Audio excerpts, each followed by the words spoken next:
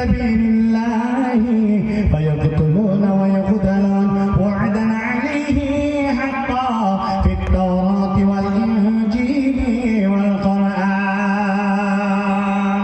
আল্লাহ তাবারাক ওয়া তাআলা বলেন মুমিনদের জান এবং মালকে আল্লাহ রাব্বুল আলামিন জান্নাতের বিনিময়ে খরিদ করে নেবেন। আল্লাহ তাবারাক ওয়া তাআলা এই লোকেরা কারা, কাদের জান এবং কাদের মাল আল্লাহ নেবেন জান্নাতের বিনিময়ে?